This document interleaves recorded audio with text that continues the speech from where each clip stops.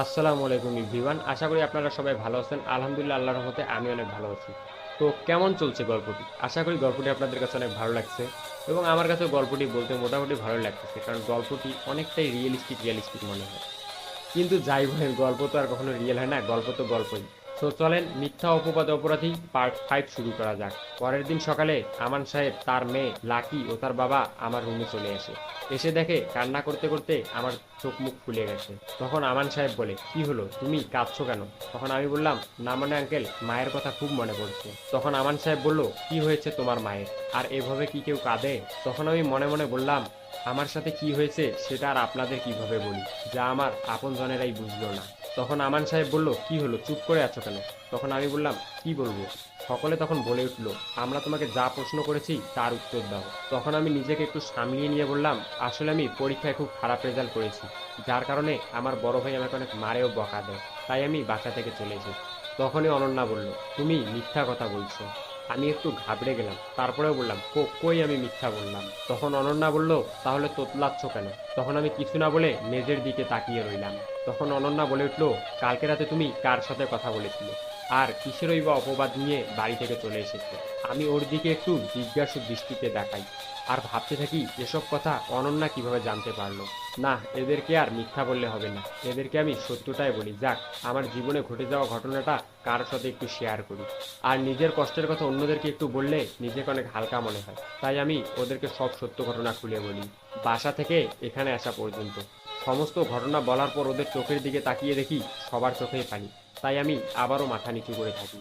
আমান সাহেব বলল, সকলে নিচে চলো। আবির, তুমি ফ্রেশ হয়ে নিচে নাস্তা করতে এসো। তারপর সকলে নিচে চলে গেল।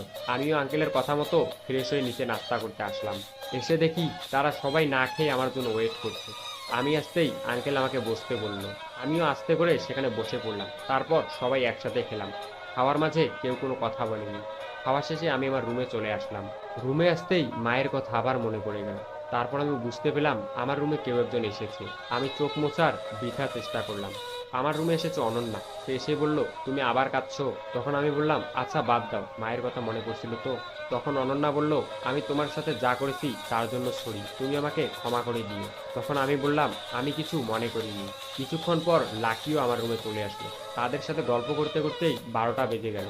তারা চলে যেতেই আমি গোসল করলাম, তারপর নামাজটা পড়ে নিলাম। তখন একজন এসে বলল, আঙ্কেল আমাকে নিচে খেতে ডাকছে। তখনই আমি নিচে খেতে চলে গেলাম। আমাকে বসতে বলায় আমি বসে পড়লাম। তারপর সবাই একসাথে লাঞ্চ করলাম। লাঞ্চ করে আমি আমার রুমে চলে আসলাম। অপরদিকে লাকিরাও তাদের বাসায় চলে গেল। শরীরটা খারাপ লাগায় আমি ঘুমিয়ে পড়লাম। বিকেলে ঘুম ভাঙার কিছুক্ষণ পর অনন্যা আমার রুমে আসলো। অনন্যা এসে বলল, এখন তোমার শরীর কেমন লাগছে? আমি বললাম, এই তো ভালো। তখন অনন্যা বলল, আচ্ছা চলো ছাদে যাই, তাহলে ভালো লাগবে। তখন আমি বললাম, আচ্ছা চলো। তখন আমি আর অনন্যা ছাদে চলে গেলাম। কিন্তু ছাদ দেখে তো আমি পুরোই অবাক। এ তো ছাদ না, যেন একটা পুরো ফুলের বাগান। এখানে আমার প্রিয় ফুলগুলো প্রায় সবগুলোই আছে। তার পাশেই দেখলাম একটা দোলনা, আর তার পাশে একটা বসার জায়গা। তখন অনন্যা বলল, চলো আমরা এখানে বসে কথা বলি। তখন আমি বললাম, আচ্ছা। আমি আর অনন্যা বসে কথা বলতে লাগলাম। পরন্ত বিকেলটা খুবই ভালো লাগছে।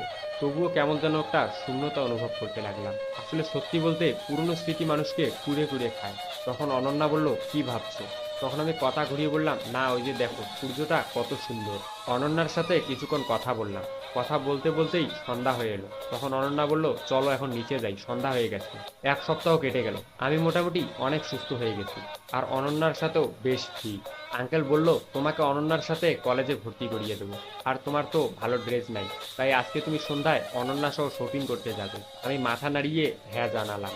এরপর আমি আর অনন্যা মার্কেটে চলে গেলাম। সেখানে গিয়ে অনন্যার পছন্দ মতো আমি ড্রেস কিনলাম। আমার ড্রেস কেনার শেষে অনন্যা আমাকে একটি মোবাইলের দোকানে নিয়ে গেল। তারপর আমরা একটি মোবাইল কিনলাম। মার্কেট করতে করতেই দুপুর হয়ে গেল। তাই অনন্যা সহ একটি রেস্টুরেন্টে গেলাম। সেখানে অনন্যাই রেস্টুরেন্টে খাবার অর্ডার করলো। সেখানে খাবার খেয়ে আমরা রুমে চলে আসলাম। রুমে এসেই আমার বেশ ক্লান্ত লাগছে, তাই আমি ফ্রেশ হয়ে একটু ঘুমিয়ে পড়লাম। বিকেলে অনন্যা এসে আমাকে ডেকে ঘুম থেকে তুললো আর বলল, তোমাকে বাবা ডাকছে। আমি ফ্রেশ হয়ে নিচে গেলাম।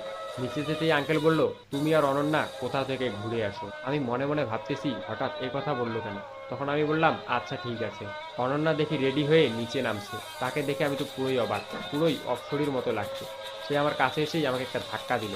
তখনই আমার ভোর কেটে গেল। আঙ্কেলকে বলে আমি আর অনন্যা ঘুরতে বের হলাম। তখন আমি অনন্যাকে বললাম, তুমি আমাকে ঘুরতে নিয়ে আসলে কেন? তখন অনন্যা বলল, এমনিতেই। আমরা কথা বলতে বলতে গাড়ির কাছে আসলাম, কিন্তু তখন অনন্যা বলে উঠলো, আমি গাড়িতে যাব না, আমি রিক্সায় যাব। আমি তার কথা মতো একটা রিক্সা খুঁজে নিলাম। রিক্সায় উঠতেই অনন্যা একটা ঠিকানার কথা বললো, রিক্সা সেই ঠিকানায় যেতে লাগলো। আমি রিক্সায় উঠে অনন্যার থেকে একটু দূরে সরে বসলাম। তখন অনন্যা বলল, এত দূরে সরে বসছো কেন, পড়ে যাবে তো। তখন আমি বললাম, না আমি ঠিক আছি। তখন অনন্যা বলল, বেশি কথা বলো কেন, একটু এদিকে আসো। আমি ওর কথাতেই ওর দিকে একটু চেপে যাই। কথা বলতে বলতেই রিক্সা তার গন্তব্যে পৌঁছে গেল। আমি পৌঁছে বুঝলাম এটা কোনো একটা পার্কে এসেছি আমরা। নিচে নেমে অনন্যা বলল, নিচে নেমে আসো, আমরা আমাদের ঠিকানায় পৌঁছে গেছি। আমি নিচে নেমে পড়লাম। অনন্যা রিক্সার ভাড়াটি দিয়ে দিল। আমি ভিতরে ঢুকতেই দেখলাম এখানে সবাই জোড়ায় জোড়ায় বসে আছে। আমি আর অনন্যা গিয়ে একটি জায়গায় বসে পড়লাম। কথা বলতে অনন্যার সাথে বেশ ভালোই লাগলো। পরে আমি আর অনন্যা বাসায় চলে আসলাম। পরের দিন কলেজে ভর্তির জন্য গেলাম, কিন্তু সেখানে বলল আমাকে নাকি পুরনো কলেজের ছাড়পত্র লাগবে। তাই আমি আঙ্কেলকে বলে আমার পুরনো গ্রামের দিকে চলে যেতে লাগলাম। আমি বাস স্ট্যান্ডে গিয়ে 12টায় বাসে উঠে পড়লাম। একটা মাস্ক কিনে মুখে পরে নিলাম, যাতে আমাকে কেউ চিনতে না পারে। আমি কলেজের অফিসে গিয়ে আমার প্রয়োজনীয় কাগজপত্র নিয়ে বেরিয়ে আসতে লাগলাম। তখনই সামনে দেখি জান্নাত তার বান্ধবীদের সাথে দাঁড়িয়ে আছে। তাকে দেখে মনে হচ্ছিল সে বেশ ভালোই আছে। আমি আর সেদিকে না তাকিয়ে সোজা বাস স্টেশনে চলে আসলাম ফিরে আসার জন্য। আমি বাসে উঠতেই দেখি আম্মু আর ভাবি কোথায় যেন যাচ্ছে। আম্মুকে দেখতেই আমার চোখে জল চলে এলো। আমার খুব ইচ্ছা হলো আম্মুকে গিয়ে জড়িয়ে ধরি, কিন্তু সে অধিকার আমার আর নেই, কারণ আমি অপরাধী। আমি কিভাবে যাব তাদের কাছে? কিছুক্ষণ পরেই বাস ছেড়ে দিল। আমিও ঘুমিয়ে পড়লাম। তারপর বাসের ড্রাইভার কাকু আমার ঘুম ভাঙালো আর বলল আমরা গন্তব্যে পৌঁছে গেছি। এখান থেকে আমার বাসায় পৌঁছতে পৌঁছতে রাত হয়ে গেল, তাই আমি ঘুমিয়ে পড়লাম। কিন্তু পরের দিন সকালে তো আজকের গল্প এই পর্যন্তই। আসলে ভাই কি বলবো, মানে একসাথে বসে 10-12 পার্ট গল্প বানাইতে বানাইতে আমার পুরো ঘাড়ে ব্যথা হয়ে গেছে। আসলে মূলত আমি বাসা চলে যাচ্ছি, যার কারণে একটু এত কষ্ট। তো আপনারা একটু ম্যানেজ করে নিয়েন, বাসা থেকে আবার আসার পর আপনাদের আবার বড় বড় করে গল্প দেবো। সো পরবর্তী পাঠ আসা পর্যন্ত সবাই ভালো থাকবেন, সুস্থ থাকবেন।